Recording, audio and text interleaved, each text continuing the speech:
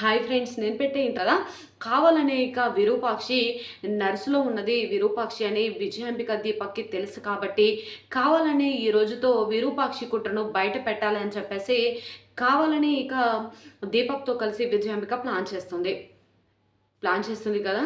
ఇక ప్లాన్ చేసిన దాని ప్రకారమే విరూపాక్షి లోపలికి రూపని చూడడానికి వెళ్తుంది.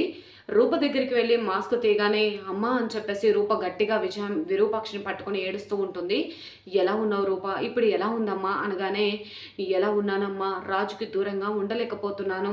ఆ కాల్చినవాడు ఎవరో కానీ పొట్ట మీద కాల్చకుండా కనీసం నన్ను ఇక్కడ షూట్ చేసి పడేయాల్సింది అని ఈ విధంగా అంటూ ఉంటే ఒక్కసారిగా విరూపాక్షి షాక్ అయిపోతుంది. ఏంటి రూప అలా మాట్లాడుతున్నావు, అలా మాట్లాడొద్దమ్మా అని అంటూ దగ్గరకు తీసుకొని ఓదార్చుతూ ఉంటుంది. కాకపోతే విరూపాక్షి వచ్చిందని ఈ రోజుతో ప్రతాప్ ముందు గుట్టు రట్టు చేయాలని విజయాంబిక దీపక్ ప్లాన్ చేస్తారు కదా.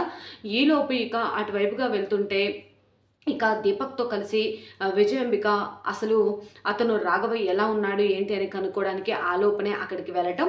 ఇక విజయాంబిక దీపక్ ఏంటి ఇలా వెళ్తున్నారు అని చెప్పి రాజు వాళ్ళ వెనకాలనే వెళ్ళి ఇక రాఘవ అని తెలుసుకొని రాఘవని తీసుకొచ్చి ప్రతాప్ ముందు ఈ రోజుతో నిజాన్ని బయట పెట్టాలని రాజు కూడా అనుకుంటూ ఉంటాడు.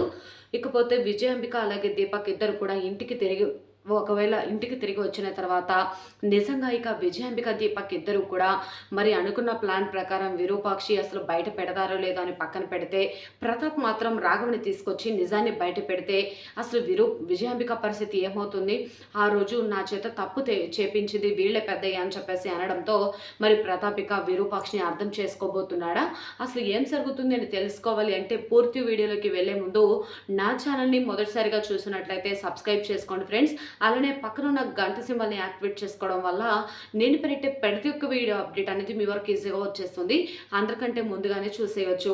ఇలాగే నా ఛానల్ని ఎంకరేజ్ చేసి మరింత ముందుకు తీసుకువెళ్తానని అనుకుంటున్నాను. ఇక లేట్ చేయకుండా పూర్తి వీడియోలోనికి వెళ్ళిపోదాం. ఇక రూప చాలా బాధపడుతూ ఉంటుంది కదా.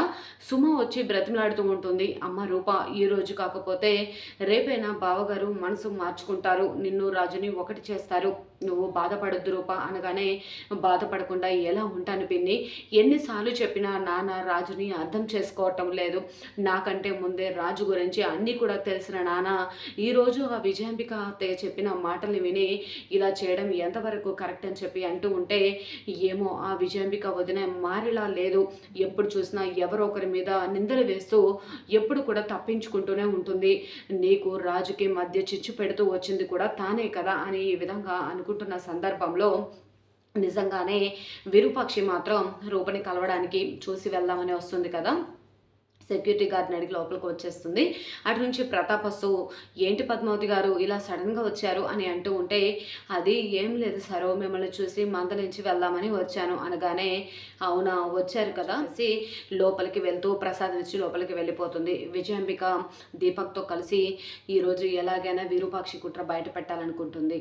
ఇక ప్రతాప్ అటువైపుగా వెళ్తూ విజయాంబిక దీపక్ ఒకప్పుడు అంటే రాఘవని కిడ్నాప్ చేసి దాచిన దగ్గరికి వెళ్తూ ఉంటారు కదా, అక్కడికి వెళ్ళి ఎలాగైనా ఈరోజు మనం ఆ రాఘవని తీసుకొచ్చి పెద్దయ్య గారి ముందు నిజాన్ని బయట పెట్టాలి, లేకపోతే విరూపాక్షమ్మ గారిని ఎప్పటికీ పెద్దయ్య గారు అర్థం చేసుకోలేరు అని చెప్పేసి కావాలని ఇక రాజు రాఘవని తీసుకొచ్చి నిజాన్ని బయట పెట్టబోతాడు.